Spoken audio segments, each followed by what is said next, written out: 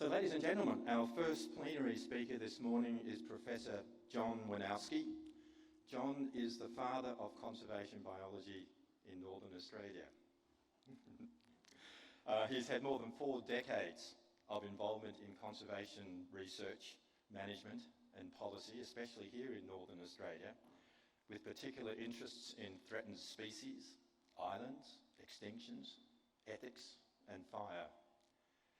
He's fascinated with the way nature works and how the pieces fit together, haunted by its ongoing decline and driven to try to enhance its conservation. Please welcome Professor Woinarski.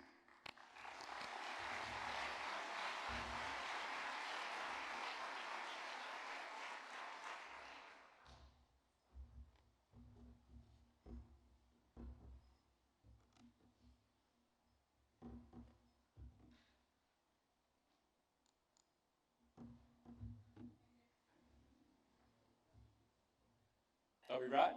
Good, thank you.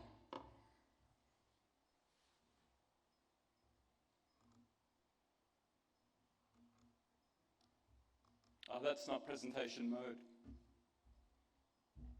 That is, thank you very much. Thank you very much, Alan, and thank you to the organising committee for inviting me to give this talk. As you can perhaps guess from the title of the talk, this presentation is personal and about emotion. My premise is that I think we filter out emotion in the way we do ecology, and that's to our detriment. I may or may not land this talk, and it may or may not resonate with you. Give me a go for trying, though.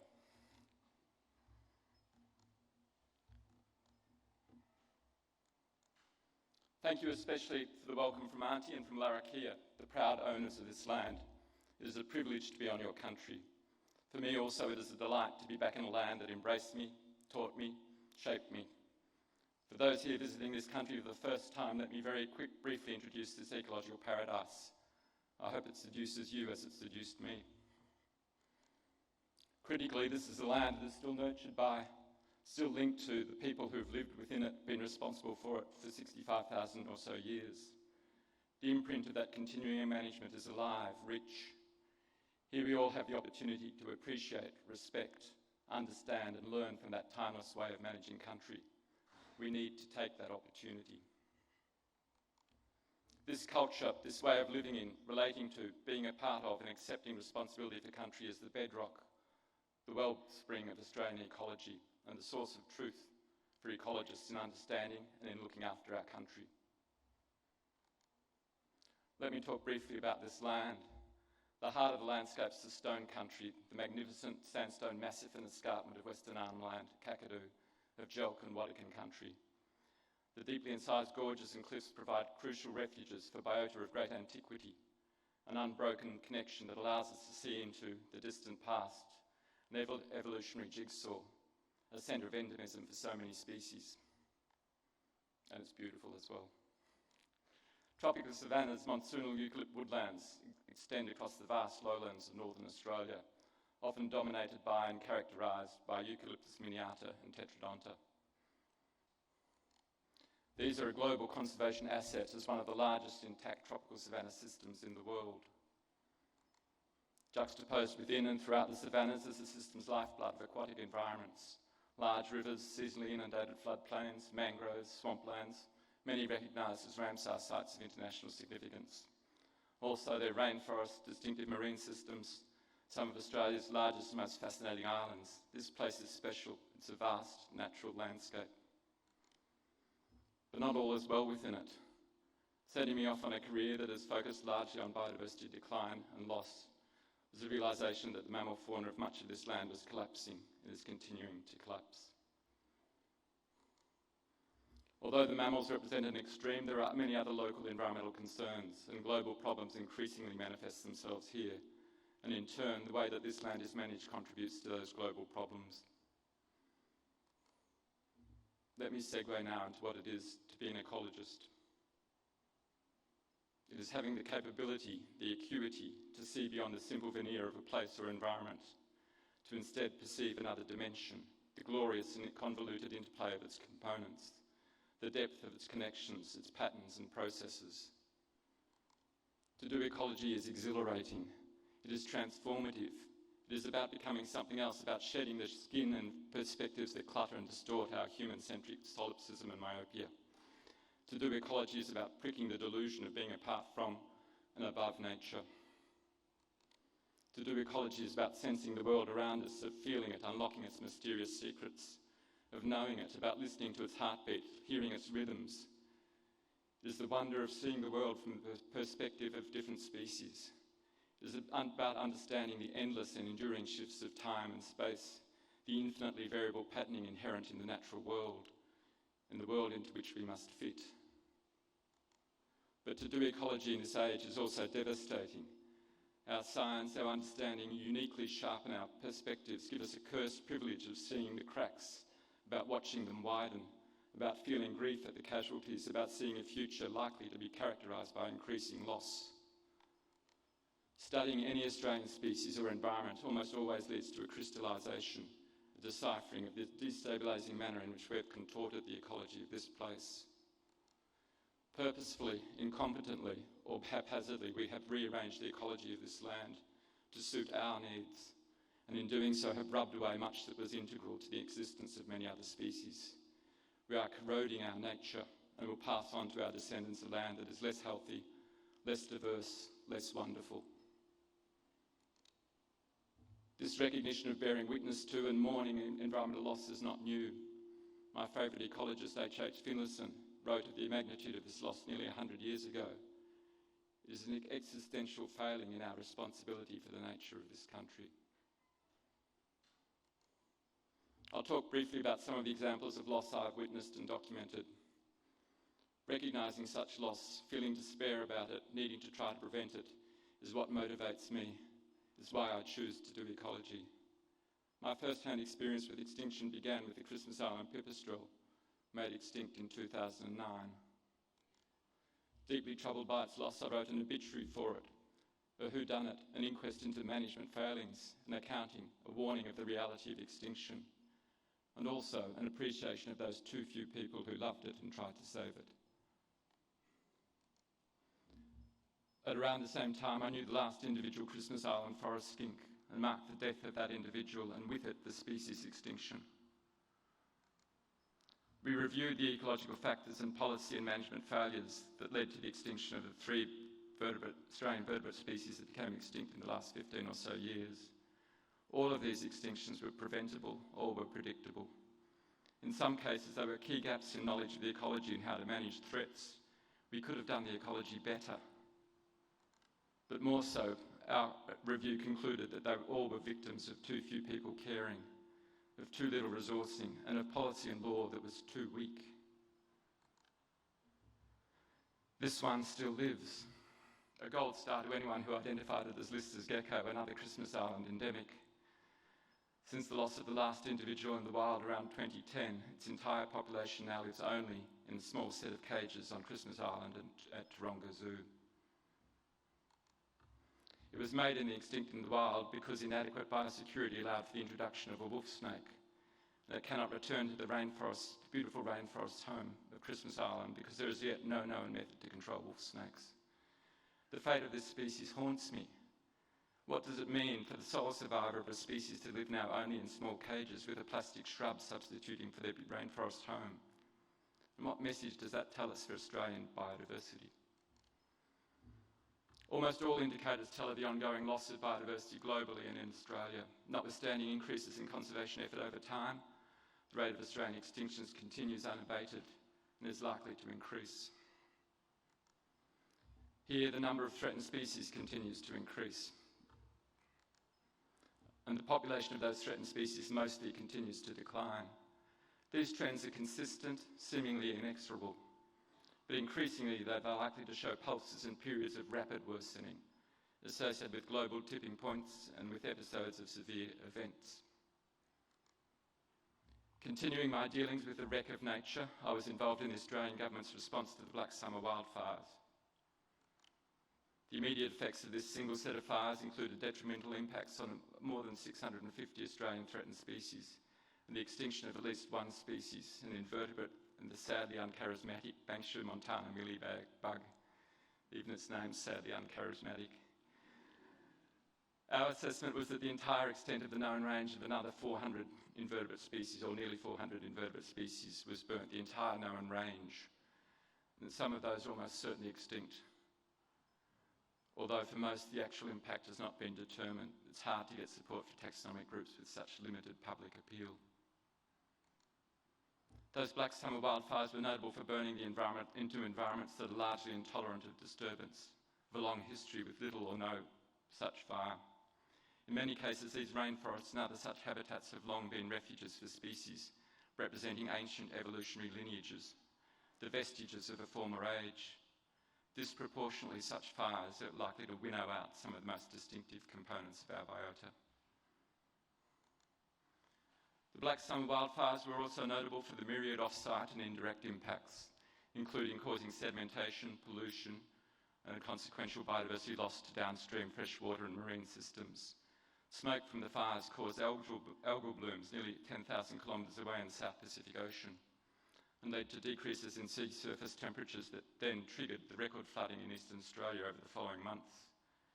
Ecological systems have complicated linkages, and the impacts of any event may have distant and unexpected repercussions. But it's not the catastrophic impacts of this single set of wildfires that is of most concern.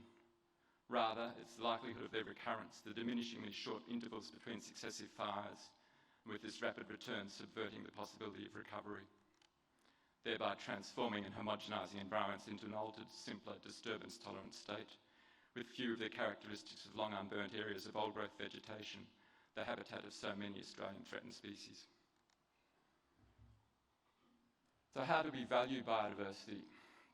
Public appeal and interest matters, as the values we place on biodiversity influence what it is that we conserve, and such choices and its consequences is accentuated in disasters such as bushfires. In the case of Australian fires, existing policy and practice is just one of the pervasive ways in which our society devalues nature. In the aftermath of the Black Summer wildfires, government's inquiries reinforced a long-established convention of a hierarchy of protection that prioritised saving people first, then infrastructure, and last biodiversity. We challenged in this paper the perpetuation of such a hierarchy, given that it will inevitably lead to severe compounding and unrecoverable losses of biodiversity. Subsequently, we sought to test whether the policy and practice of saving people first, then infrastructure, and last biodiversity actually reflected public attitudes. To a random sample of more than 2,000 Australians, we gave a menu of 11 possible items within a scenario that only one could be saved in a bushfire emergency, and the others would be obliterated. We did a best-worst scaling scenario where we took random subsets of these 11 possible features to save, and the respondents had to say which they most preferred to save and which they most preferred not to save. The choices included options that nominally would lead to the extinction of a snail or a shrub species. Before I show you the results, maybe think in your head how you would rank these items. We'll see whether you reflect a random subset of Australians. I find these results fascinating and disturbing. One good thing is this bottom bit, that our society largely recognises the replaceability of infrastructure and hence its dispensability. And as such, social values do not support the existing policy and practice of inevitably preferencing the protection of property ahead of biodiversity. But less good, we're overwhelmingly prepared to countenance extinction if the alternative is to save just one irresponsible human.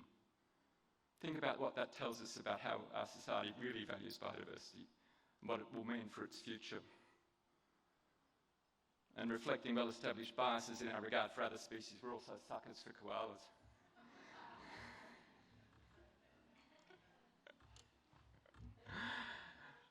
And this same pattern of loss and preferencing against saving nature in fires is a global concern, with fires of unprecedented extent, severity and frequency devastating environments and people in Chile, Canada, Siberia, the US, Greece, Italy, Spain, and many other regions over the last few years. Of course, these fires are part of a climate, the Of course, these fires are part of the curse of climate change, manifested already but rapidly becoming more transformative. Climate change will permeate Australian ecology, subvert so much of our conservation efforts and drive the loss of many components of our biodiversity. We have seen much already, but that's just a foretaste of what is to come. In addition to catalysing more severe wildfires, climate change is leading to more devastating droughts, the decline and loss of climate-determined ecosystems such as alpine areas, the bleaching of coral reefs, mass fish kills, inundation of coastal areas and islands, and more incidences of days of extreme heat. One single example is the death of about a third of the Australian population of the threatened spectacled flying fox over just 2 days of extreme heat in 2018. Another example is the distributional retreat of montane rainforest bird species in the Australian wet tropics, with the average abundance and range of those species declining by more than 40% since 2000. All around is the signs of loss of nature and the rapidly increasing magnitude of that loss. COVID has made us recognise the frailty of our existence and of the potential impacts of disease. Comparably, we're seeing outbreaks of many novel diseases and pathogens that are causing catastrophic impacts on plant and animal species. The arrival of myrtle rust in Australia in 2010 and its rapid spread imperils many Australian endemic plants, including foundational species in many ecosystems. In 2015, a previously unknown nidovirus killed almost the entire population of the Ballinger River snapping turtle. Since 2021, a very virulent strain of avian influenza has killed more than 100,000 wild birds globally, wiping out entire colonies of breeding seabirds. If that's not concerning enough, our world is not in safe hands. We can predict reliably that climate change will lead to increasingly severe famine, many more refugees and conflict, and nature will be a loser in such a chaotic world. We are stumbling into an abyss, or as the Secretary-General of the United Nations, Antonio Guterres, said, we are hurtling towards disaster, eyes wide open. How should and can we respond? To despair is understandable, but not helpful. Although we may seldom admit it explicitly, I suspect most of us do ecology because we are inspired by the wonder, the beauty and mystery of nature. Nature moves us, shapes us, welcomes us, rewards us, embraces us. We do ecology for love of nature, for love. Also, it is one of the few great universal virtues of humanity that we strive to give our children a better world.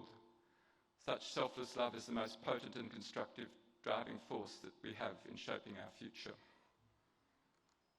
What we all do to try to conserve and restore nature is motivated in part by recognising that we have responsibility to pass to future generations a world that is as beautiful, as diverse, as healthy as the one we inherited, a commitment to intergenerational equity. This sentiment and commitment was expressed recently by Antonio Guterres with a heartfelt letter to an imaginary great-great-granddaughter. Sure, this is a trope, but I think it's a powerful one, musing on the future consequences of the actions of our generations, on whether we bequeath a world which is good or a dystopia that is marked by extinction and biodiversity loss on an epic scale.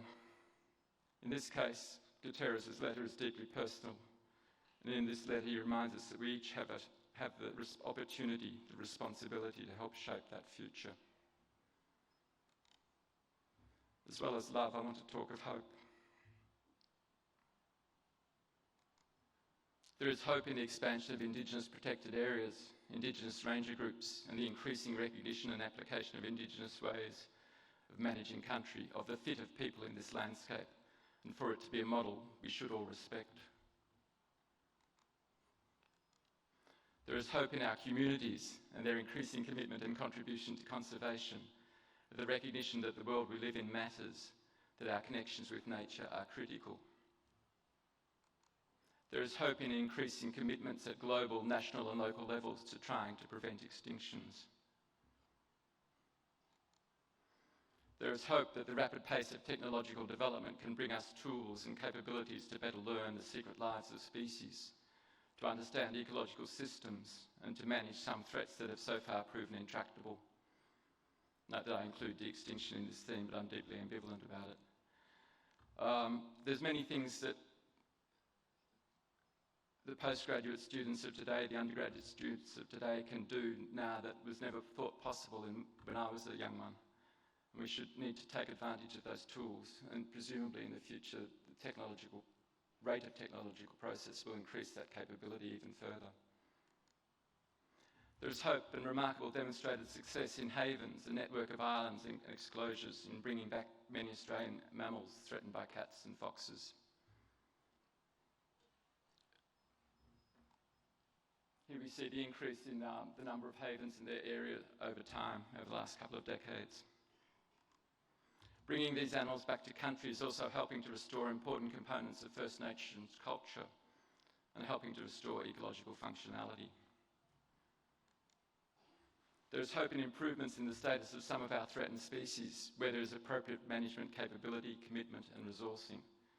In this book, we chronicled many such examples of success in conservation. We know that some of the conservation management response has prevented extinctions, and we need to take heart from and learn from such successes. In this paper, we figured that more than 20 birds and about a dozen mammals have been prevented from extinction through active management since 1993. The numbers are pitifully small. We recently sought to quantify such examples of recovery amongst Australian threatened animals. There is some light, but the successes are still too few. These successes are the exceptions.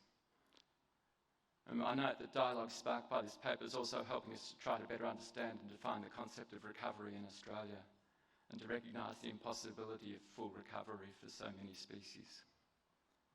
I'm in the hope section, so I shouldn't say that. Of course, there's also hope in watching some recovery from areas burnt in these Black Summer wildfires and recognising that there's some degree of resilience in all natural systems, in all species. I take hope also in such conservation wins as this one, the cessation of native forest logging in Victoria, which happened earlier this year. This is a good example where the victory was won in part through dedicated ecological research, of many decades of monitoring, of ecologists acting as advocates and helping us to engender community support, of ecologists doing the complex but robust assessments of the value of the ecological services of these forests, and of agreeing to be expert witnesses in sometimes hostile legal settings. Obviously, as individuals, most of us can't do all of these things, but we can contribute. We need to be buoyed and inspired by such success.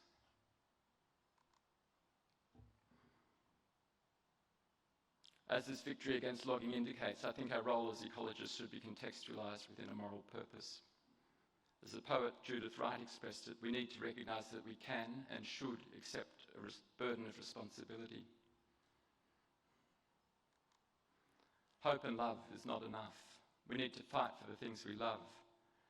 Our capability and training as ecologists, that is, understanding complex systems and their interrelationships, gives us unique insight into the value of nature, the signs and consequences and causes of its decay, and what needs to be done to protect and restore the natural world.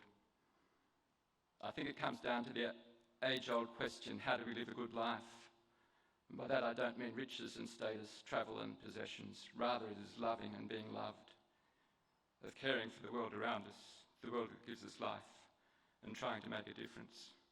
We are all capable of living such a life. Our training as ecology allows us to foresee the future world and how readily it can be subverted. We should not be impassive observers of loss. We need to better communicate these values and concerns to be more influential and demanding advocates. We need to help drive the transformative changes that must be made to secure the future of the natural world. We all need to take more responsibility for the care of nature, for otherwise much that we love will be lost. And the future of nature may look like this. Thank you.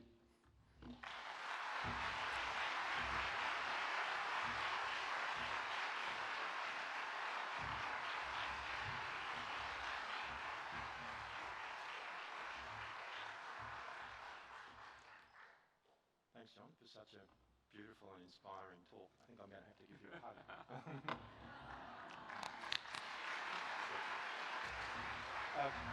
We have plenty of time for questions, so please.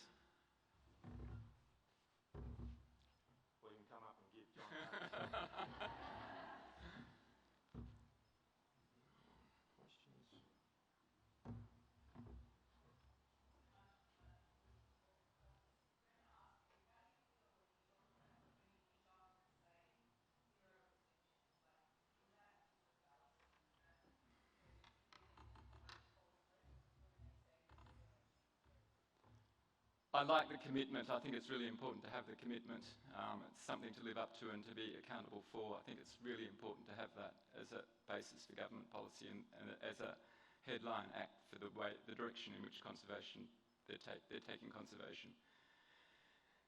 But yes, we've got to recognise that it's unachievable. I think with current government resourcing, I'm not sure whether governments recognise that themselves or not. There's two problems. One is that, well, there's many problems with it. It's great, no problem with that.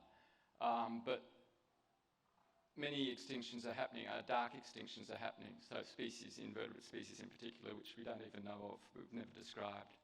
And that Black Summer wildfires shows us that it's likely that many more species went extinct than what we know, and that went extinct just in the last few years. So I think it's an unachievable objective, but that shouldn't stop us trying really hard and pressuring government to be held accountable if any do occur on their watch. It's a tricky one. There's an element of hypocrisy in what they're saying, but I think we should try to recognise that they're attempting to do the right thing. Thank you.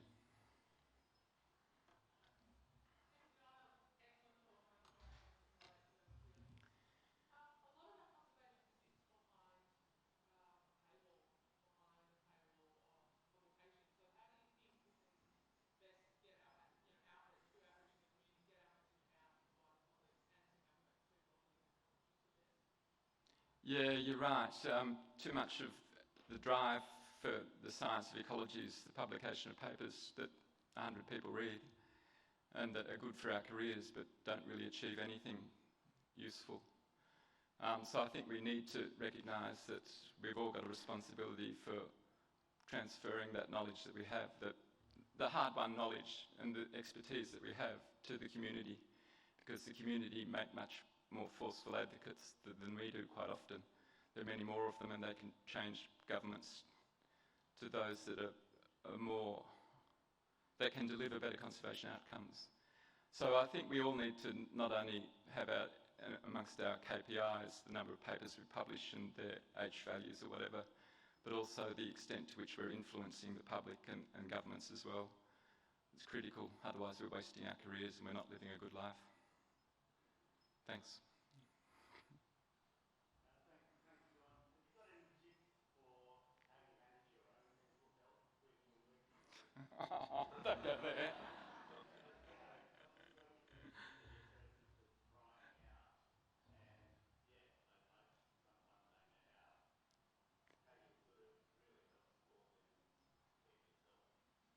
Yeah, I'm buoyed by ecology in Australia, or the community of ecologists generally being really collaborative and supportive. There are instances every now and again of sort of alpha males wanting to butt our heads and sort of put someone else down, but I think that's unusual. I'm devastated and in despair quite often about the loss of nature, but when I go into nature, I feel buoyed and provided.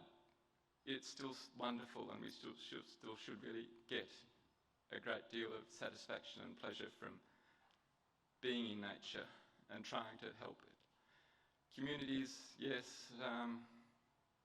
we can all contribute. We've all got a map of our lives that we can play, that we can figure out what the destination we would like to be and how we get to that destination.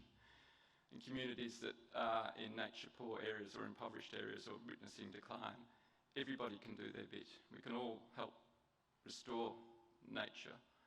We can all help recognise its value. We can all help be vocal and effective mouthpieces for conserving nature, and we need to do that.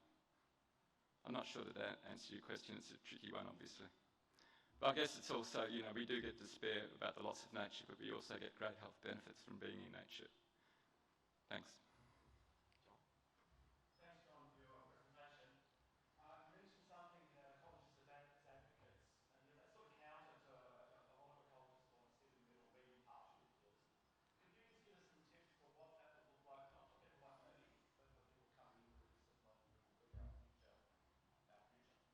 Yeah, look, science training teaches us to be dispassionate, and I think that's an almighty bad thing to do.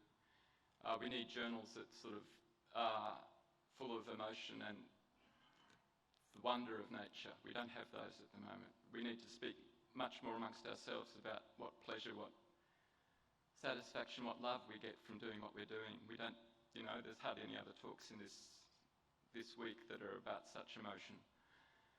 We need to talk about it much more to realise that it's important. And it's one of the driving reasons why we do ecology, I think. John, thank you. I was just wondering how you're feeling about the emerging nature positive pro-nature Oh. standards. The nature repair bill, market. Yeah, I was trying to avoid commenting specifically on any particular government policy. I think if done well, it is part of the package that we need. We need business to invest in nature far more than it does at the moment. We need governments to value nature far more than they're doing at the moment. I think that technically the particulars of that bill fall well short of that lofty ambition, though.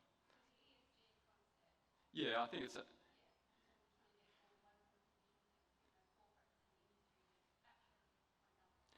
Yeah, well, corporates and industry are much of the cause of the problem, so I think there's a responsibility that they should take to help solve the problem that they've caused as well. So it'll be a rough road trip, yeah. Thank you, John. That was wonderful.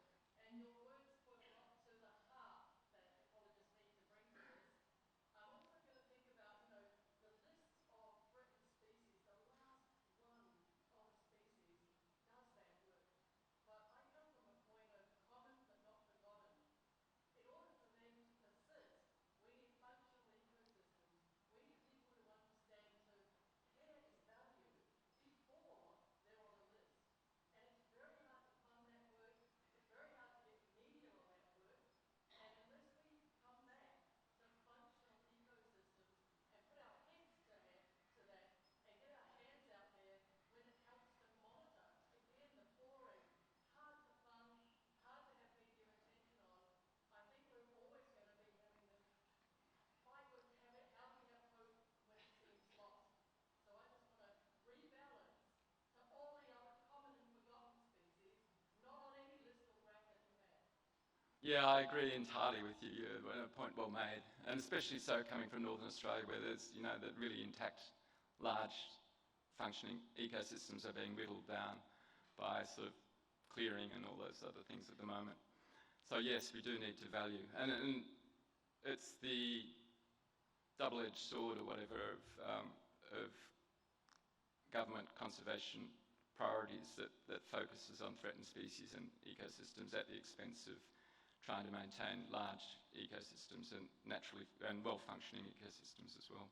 We need both. Thank you. Nice point. Thank you for your presentation. You spoke about the victory against logging in Victoria. I wonder if you could comment on whether there were any compromises or trade-offs associated with that shutdown of natural forest management, particularly in regards to what the offshore effects of timber supply are. We've got to take heart from victories and not look necessarily too hard at the unfortunate consequences of those victories. Yeah, I think one of the perverse outcomes of that stopping native forest logging in Victoria is that they will import more timber from countries with even worse environmental standards. All problems are both local and global in derivation and cure. So we need to both act locally and actually try to also influence what we can't see immediately in our back gardens, and that is the global consequences and causes. And that's why it's good, for example, that the UN is pledging to try to stop extinctions globally as well. Maybe it is a paper thing, but it's important to have that commitment as well. But yeah, all things are connected, and sometimes to our detriment. Was everything that the forest industries were doing bad for nature, or what are the positive sides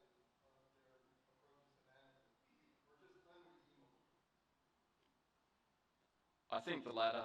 I think there was no beneficial outcome or no benefits for nature from the timber harvesting industry in Victoria.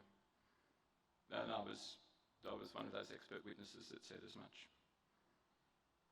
It's an industry that's good to be rid of. No other questions? Please join. Oh, I'm sorry. Was that a question? No. Yes? John, thanks for a great talk.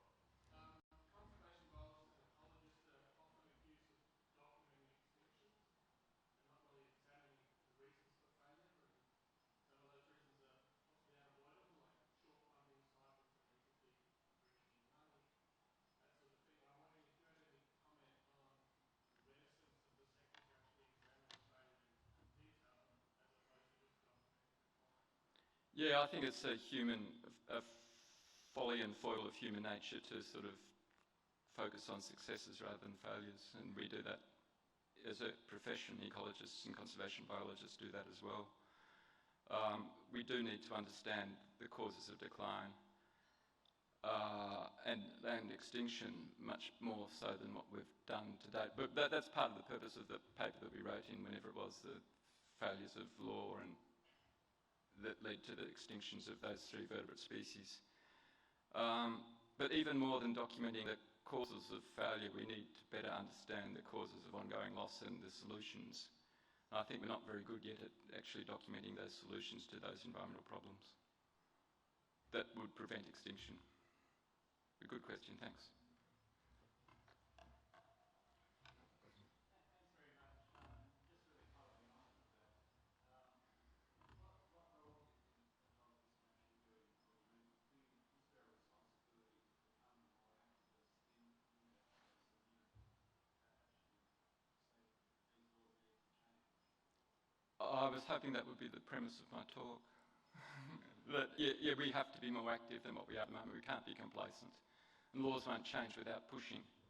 We need to push far harder than what we're doing at the moment. We need to imagine what the future will be like if the current conditions continue, and that future is going to be a dystopia. So we all should take responsibility for being advocates, for pushing as hard as we can to change perceptions of society, to get us out of the mollycoddled sort of feeling of security that we're in at the moment, because it's a fantasy, and we all need to pressure governments to acting far more than they're willing to do currently. Mind you, the current government, Australian government, is far better than what the previous one was. Lots more questions happening here, John. Good thing I had a short talk.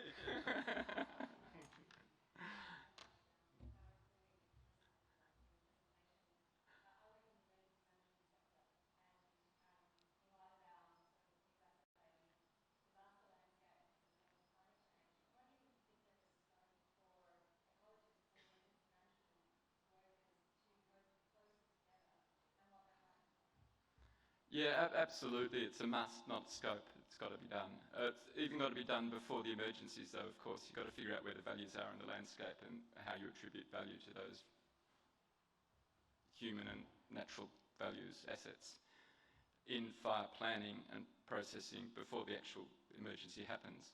And that can be done jointly with sort of emergency staff and with sort of by conservation biologists. But in the engine room of emergency management during a disastrous event, there needs to be people to translate and sort of speak up for those natural values and to try to ensure that they are protected. Otherwise, the losses are just going to get terrible. I think it's happening in some places. So in Victoria, it seems to be, there was someone from the Environment Department that was involved in the sort of was seconded to the emergency engine room during those fires, the Black Summer fires. And it was one of the recommendations from our that paper we wrote on protecting biodiversity in emergency settings. But yeah, we can talk about that later if you like. Okay.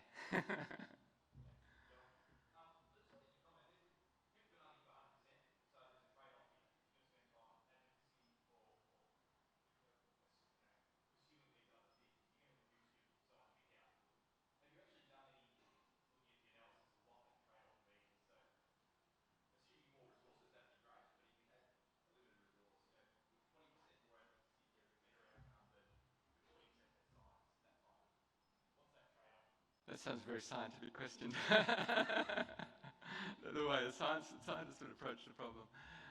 Look, some of us are far better advocates than others, and some of us, are far better sort of shy people who don't like any other people whatsoever and just want to concentrate on looking at their bugs under the microscope. We've all got a role to play, though, I think, and we should be, we've got to recognise what the future will look like if we don't take action, and that future's going to be disastrous. So we do need to be advocates. All of us needs to be advocates. And even if that means taking 120% of your time, then so be it. We only get one chance.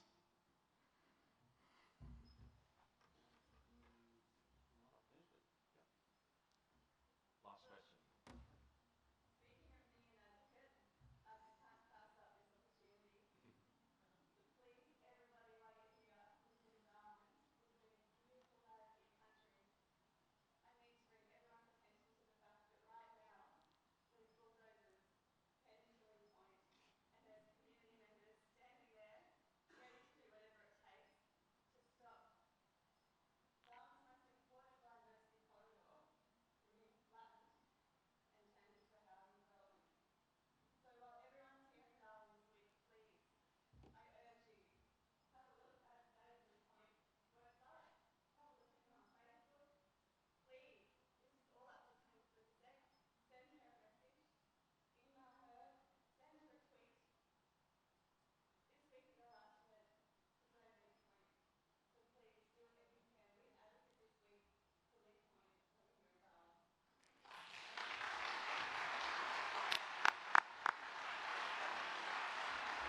Well done. Thank you very much. Good point. Thanks, John. Please thank John. Yeah.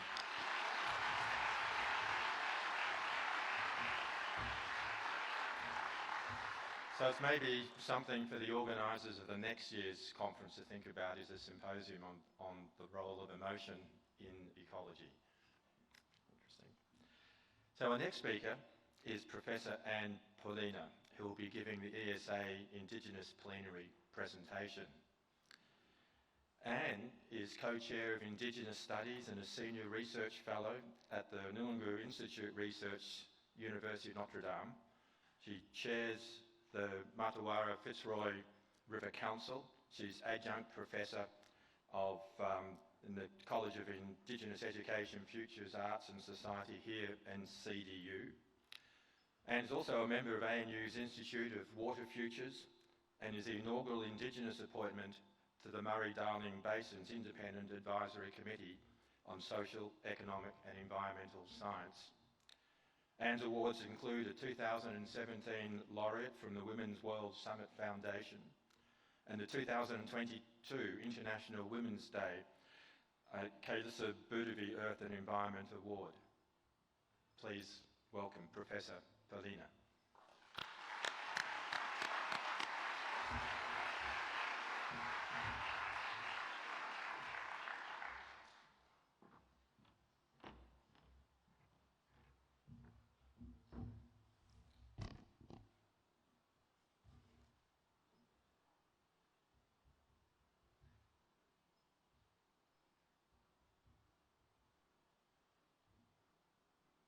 Trying to put my timer on so I don't go over time. Ngajinu nila wala en Poelina, ngayu Martuwarra manen, ngai manda jara nyigana nganga, ngai nganga on Laraki country. Ngayu Martuwarra. In my language, Mabubayan, good morning.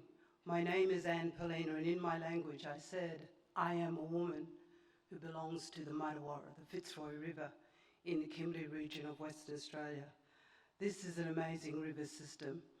And just listening to John, I write a lot and publish a lot about lawful, awful laws. And what I see in this country is our laws are no longer fit for purpose for the environment and for human beings. Right now I've listened and I keep watching the death of multiple species. But in my heart today I stand here and talk of a sad story. I have an elder who is dying in the Kimberley, and he has no one left in his tribe in which to speak his language. So Ngayu Martuwarra Manen means I am a woman who belongs to the Fitzroy River. The river is everything to us. It has created our identity, our law, our values, our ethics, our virtues. And when I look around and hear what is happening across the planet, rivers are my passion. And when I hear what is happening, I've just published a paper which is just about to come out. It's called Hearing and Feeling Country. Country is alive, it has power, it holds memory, it is held in the hands and the guardianship of Indigenous people on this country from the beginning of time. And so one of the things I look at and I hear is I think we're a little bit testosteroned out on science. We need a new way to tell the story, to bring the people with us, a new way to capture the fact that what we are dealing with is complexity. And unless we deal with it from a collective wisdom perspective, unless Indigenous people are there standing with you, leading you, co-designing, and obviously sharing the stories that we've had from the beginning of time, it makes me quite nervous that there will be what we both dream of, John, a coalition of hope, not just now, but in the future. So much of my work takes me global. You heard I'm sitting on the Murray-Darling Basin as an independent scientist. I sit on that and I think about my river, our river. The Fitzroy River is National Heritage listed. It belongs to every person sitting in this room. 733 kilometres, 96,000 square kilometre of catchment. It is also the largest registered Aboriginal cultural heritage site in Western Australia. And so when we look around the world, when we look around our nation, when we look around our country, as I said, when I talk about nature, we talk about country, because as I said, country is alive and it is an active actor in the world that we coexist with. But when we are born in where I come from as an Indigenous person, we are given what I call in my language a jadinj, a totem, an animal, a bird, a tree, the wind. But for me, it is a blue-tongued lizard. And do you realize that an animal, a creature, can teach you how to be a good and decent human being? And so within us, we grow firstly this value of ethics, of care, of love, of attention. When we're born as Indigenous people, we are taught to look out, look down, look around, look above, look below. So all of these things are what we call the signs. And in this country, you have the oldest living scientists in the world, people who practiced eugenics, who knew how kinship systems work, who you could marry, who you could not marry, all of these things. Geology, anthropology, archaeology, that's us. And so why would you not come and involve the oldest living culture, the oldest scientists in the world? So from that perspective, I'm also a filmmaker because I find films are a very powerful way to bring the people with you. As I said earlier, I think we're a little bit testosterone out on science. We need new ways, one, to wake up what we call wake up the snake. How do you wake up the consciousness of the people to bring the people with you? How do you get our politicians to understand that these lawful, awful laws are causing much destruction? I stand here and I heard that young lady speak about what is happening in Darwin. What is happening across Northern Australia? My good friend Alan Dowell wrote a beautiful book that told people many, many years ago, do not try and repeat the mistakes of the South and the North.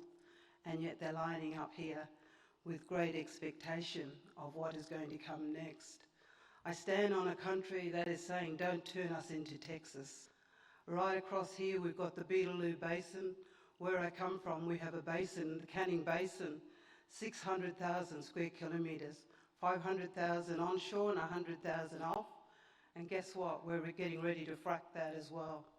So what I say when we look at the Canning Basin is that once we frack this system, we will have created the largest man-made destruction on the planet. This will be larger than the tar sands project in Canada. We cannot keep business as usual. Sorry about that, but my friend Greg Campbell has just written an amazing book called Total Reset. 600 pages, almost 700 pages. I picked it up and I couldn't put it down. We are on a trajectory to disaster. We need to find new ways to work together, Indigenous and not.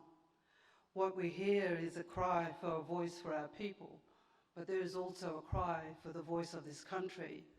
As I said, my passion is the rivers, and in particular, the Martuwarra, the Fitzroy River. This year we had the largest flood in West Australia's history, and my community was under 1.5 metres of water, and we're still in the recovery phase. And so people are running around exactly as John had said, around infrastructure and around people. And yet one of the things that we have not measured in this great devastation is the biodiversity loss to country, to people.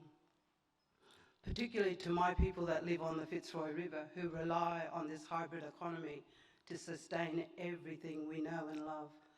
And so we're in a critical time as fellow Australians, as global citizens, to really ask ourselves and question where are we going in a country that has laws that are no longer fit for purpose. We're awaiting the Samuel Review, and those of you that are familiar with the Sharma case realise that what we've got is a legal system that is not equitable. That when we heard the Sharma case and it went back for a repeated second time, we were told that the Minister for the Environment does not have a fiduciary duty to our young people to ensure that they have this intergenerational equity for generations to come. So we're in a mixed up world, a crazy world, but I guess the point we're making is because we are dealing with complexity, we need to build a coalition of hope. As I said, we need collective wisdom, we need science, we need law, we need policymakers.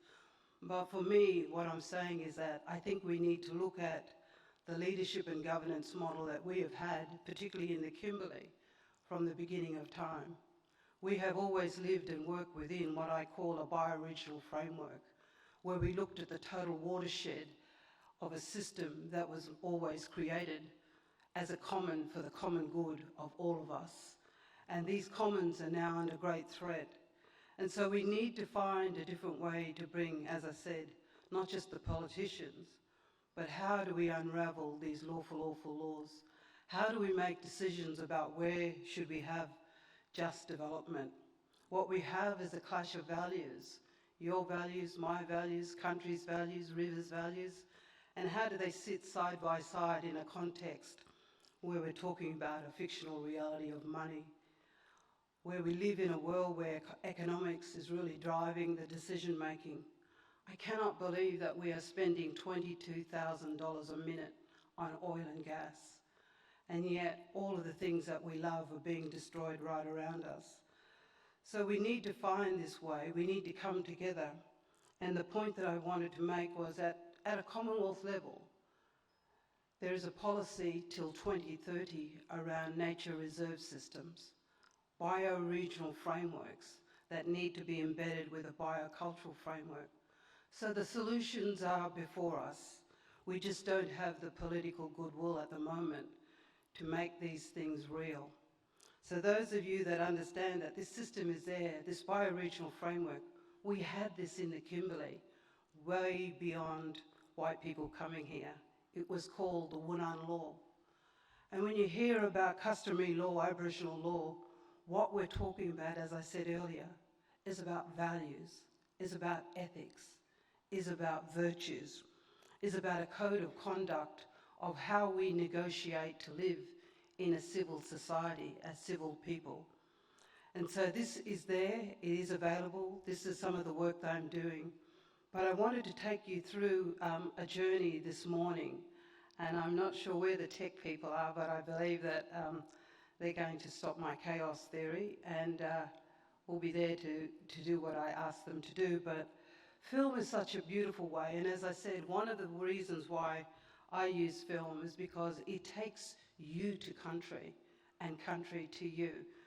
So I'm going to put on two small films because I think you need to feel and hear the land.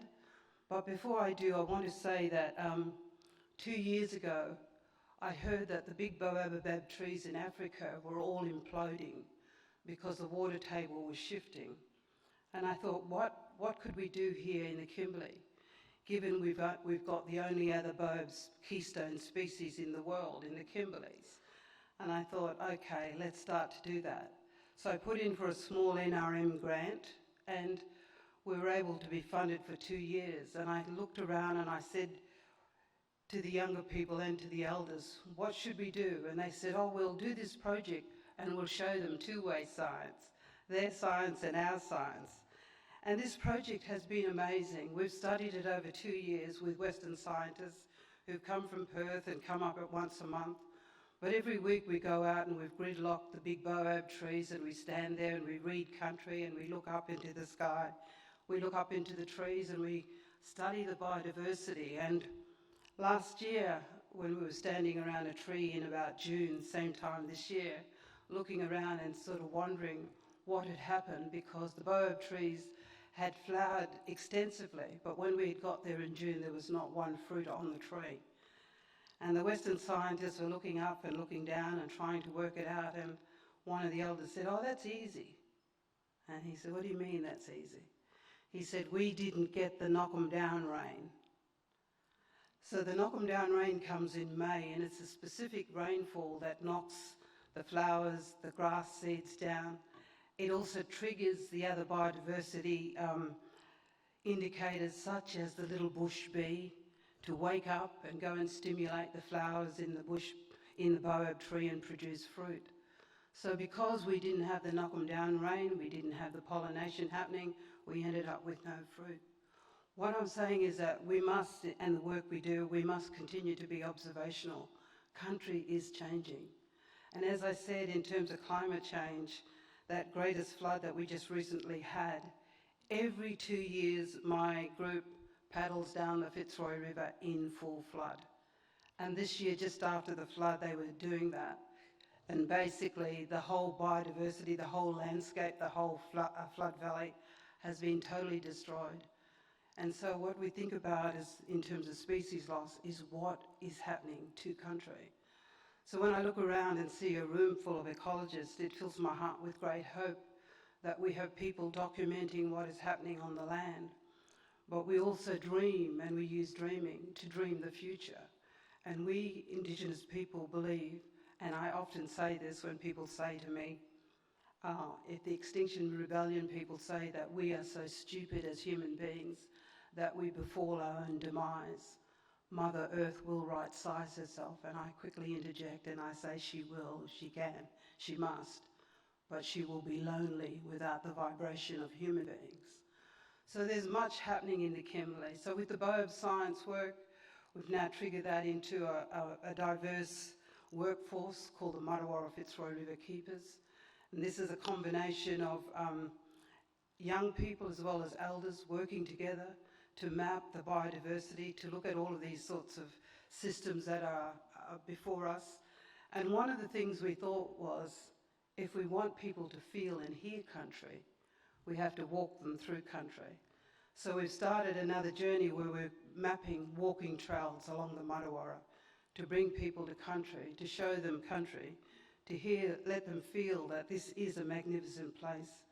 Northern Australia is very unique. Actually, there's not a place in Australia that I would say I won't go back. It is all globally unique. When you travel the world and you see what is happening to rivers, it is actually quite a big disgrace. Years ago, someone stood on the riverbank and they said to me and the other elders, do you realise Le Meuse is the oldest river in the world? And he wondered why the other elders didn't jump up and down and say, no, Martuwarra is old. And so that night when I went to prepare a meal, they said to me, you're going back to France next week, aren't you? And I said, yes. And they said, will you take some memory of the Martuwarra and will you track and find the headwaters of the Le Meuse? And will you kneel and say to that river, if you are the oldest river in the world, you will know what the humans have done. And so we can be prepared so that when they come to take the waters of the Martuwarra, we will understand. And now I have found that the oldest river in the world is where? I hope you're all saying Australia. It's actually the Fink, and 2 weeks ago I had the privilege of standing in the Fink, and I said to it, I will come back one day because I'm not properly prepared. But rivers are the rivers of life, and that's what we call the Martuwarra. Martuwarra, river of life. Can you believe that a river system, 733 kilometres, with such diversity because of the folds and the fractures in the landscape? What you see is such diversity you would not find anywhere else on the planet. And so when I read the scientific reports from the IUCN and IPBES and everyone saying that we have to do better, I think almost automatically of the Martuwarra. And so this presentation to you is really just sharing, how do we feel the land? How do we hear country? How do we listen to the wind and hear what country is saying? And what I want to say is that country is place-based. Whether you're in the city, someone said to me, doesn't matter, it's concrete, it's still country. And so what we see is great diversity across our landscape.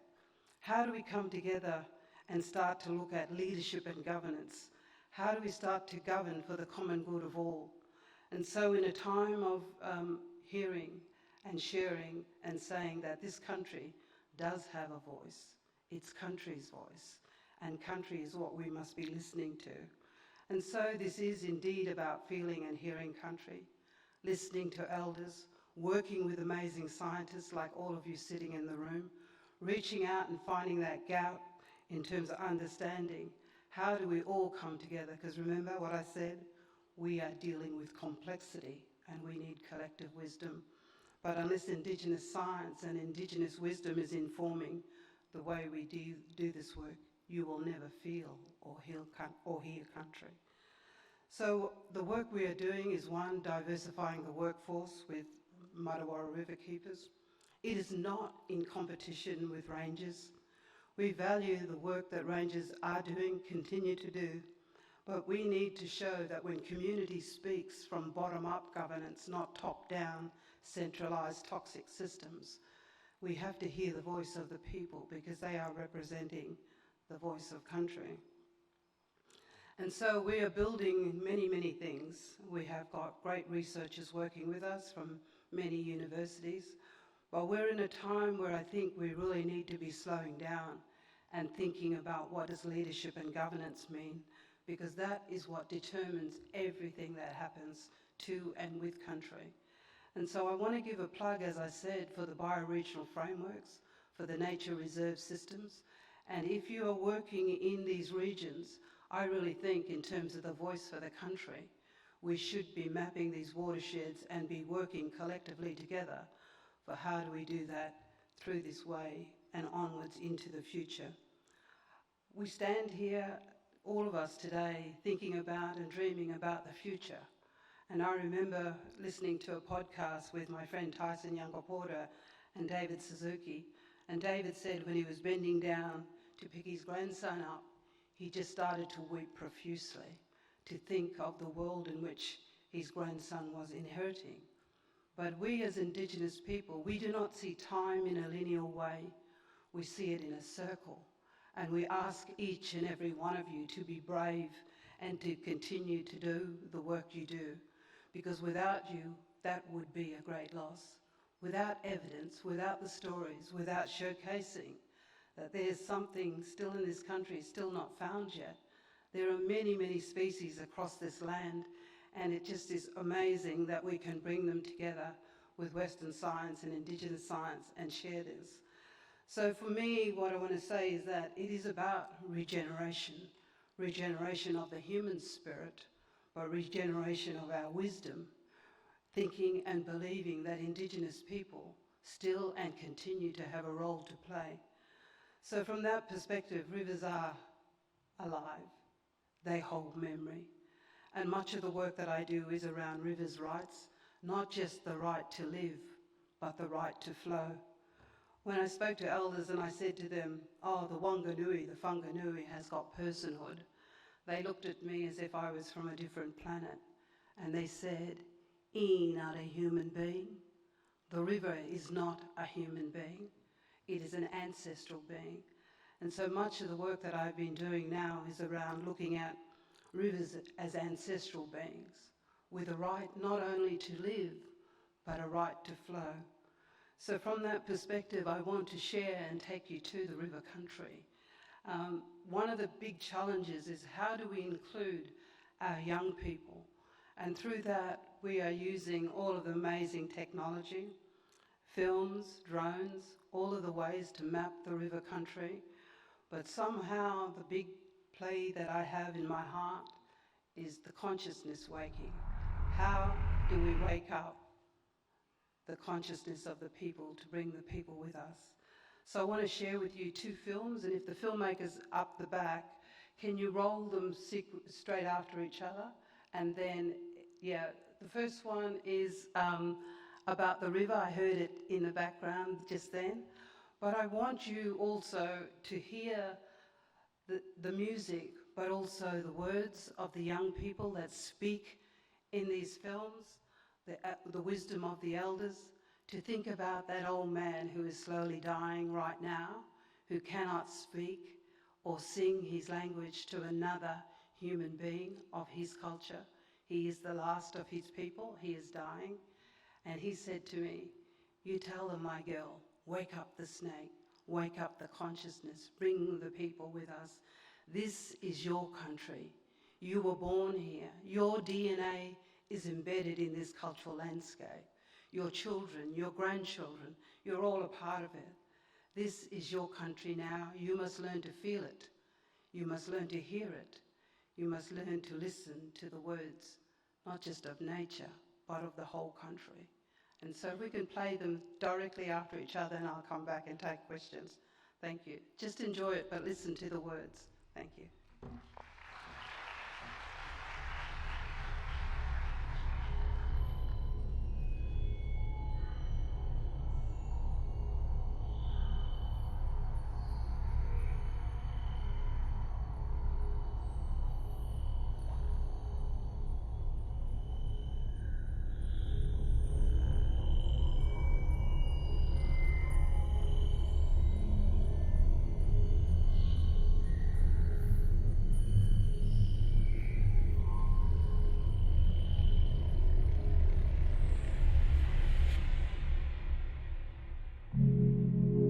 I bet you feel it washing over you like the flood.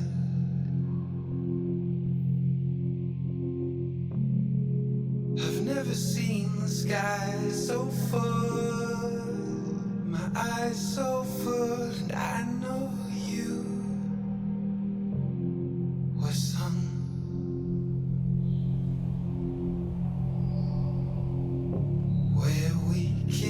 Live upon this matter of time,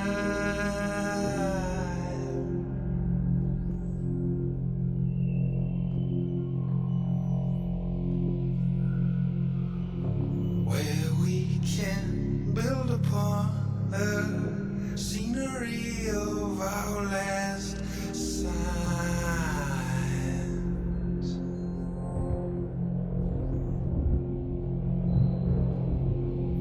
If I find my way back to you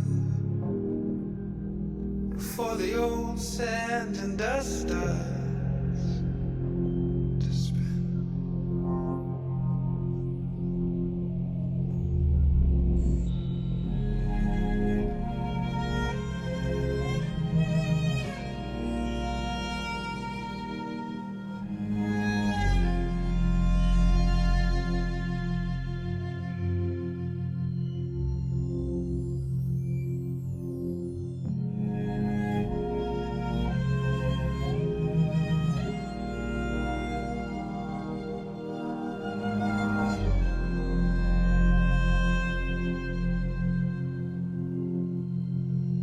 when you awake as a ghost from your body,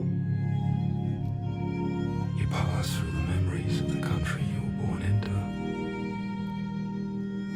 In this space is the living spirit of the landscape, luminous and complete, where the trails of all our stories are revealed as footprints in the sand, mirrored and tracing the first constellations of the sky country. Here,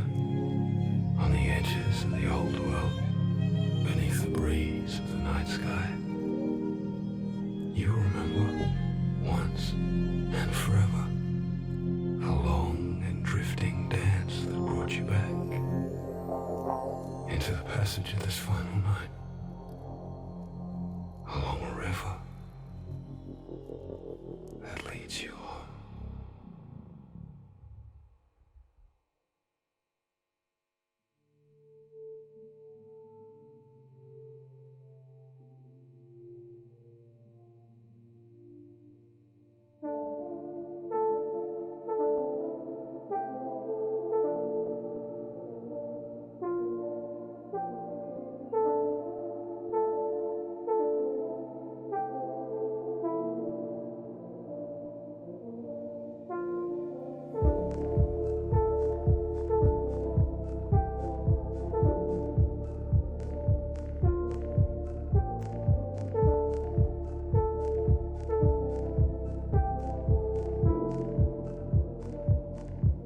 There's hardly any time at all. It whispers in my ear, waking from a dream and hard for me to hear. I've hardly any time at all. Water on my skin, night is in the air, and now I'm breathing in. I've hardly any time at all. Stranger at my side, did I call it in the dark? And now there's no way left to hide. Hardly any time at all. And ancient as the sun. If only you were here to watch the river inside run. Sleeping under a blanket, half asleep. I wrapped myself tightly, feeling the warmth after a cold night. I thought I was in a dream, and wishing it'd be a good one. And as I spoke to myself about what degeneration had to do with me, and the purpose of the life that I was given. And then, all of a sudden, I went into a deep dream. It happened so fast, I like sucked into a tunnel. I couldn't feel anything except the rhythm of my heartbeat. There's hardly any time at all, and I can count the years taken from a dream that starts to disappear. Of hardly any time at all, and where would I begin? When night is in the air, hearts are in the wind. Of hardly any time at all, stranger at my side. Did I call it in the dark, and now there's nowhere left to hide. Hardly any time at all, and ancient as the sun. If only you were here to watch the river inside run. After that transaction to a dream, I opened my eyes, and what was before me left me breathtaking. I became a mountain, overlooking a wide floodplain. I became one with the earth. Picking up the pieces of a past that you left behind.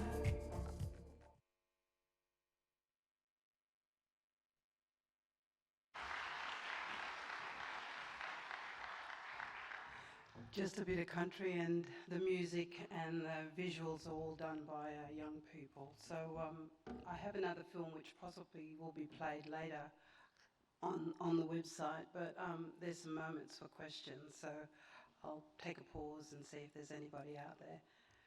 Remember, be brave.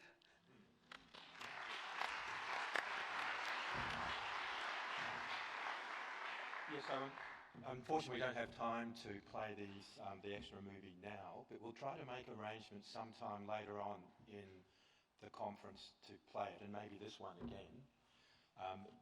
Yeah, Anne would like to have an opportunity to take some questions, so please.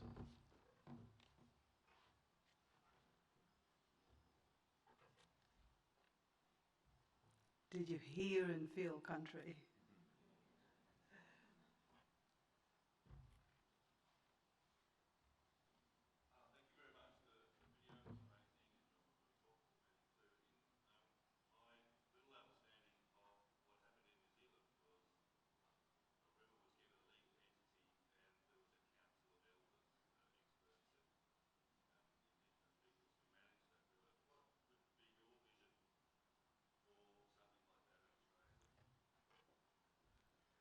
Yeah, if you've been watching much of the publications and much of the work of the Martuwarra Fitzroy River Council, what we're saying is what I said earlier. At the moment, the WA government is in a process whereby they're revising the 1914 Water Act, and there's a lot of pressure in regards to the regulations coming out. And as I said, one of the things that we're advocating in the Kimberley, and this is one matter that the Indigenous leaders are all standing very solid on, we're not weaponising the river or water against each other, we're standing in solidarity. So my dream would be to set up a bioregional framework to work with local government. Those of you may not be aware, but local government is also not in our constitution.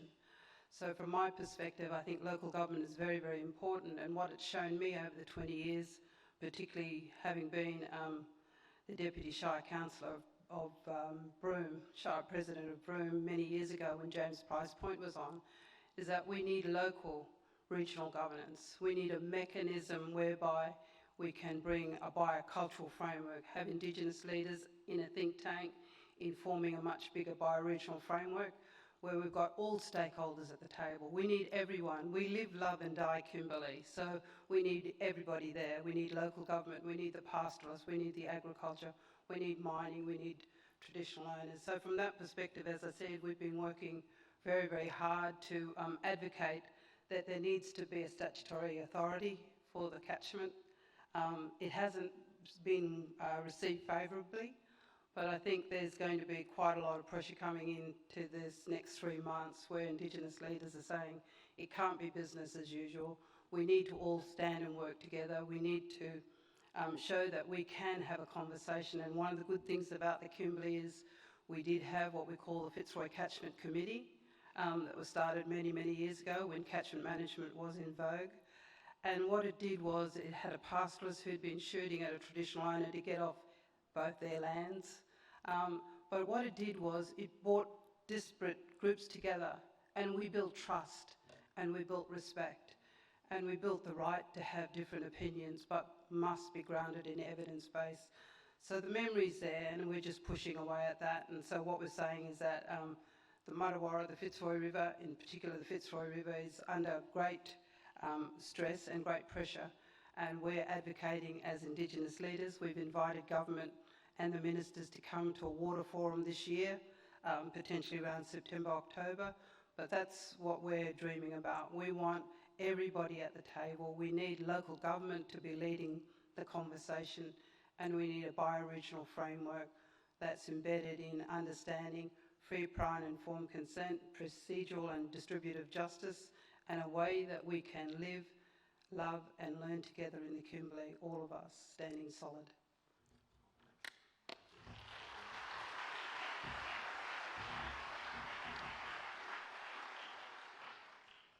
Look, I'm sure Anne would love for anyone to come and catch up with her and discuss this more during over morning tea and over the rest of the conference. And as I said, we'll make arrangements to play the other video and this one again during the conference. So please keep your ears out for those arrangements. So once again,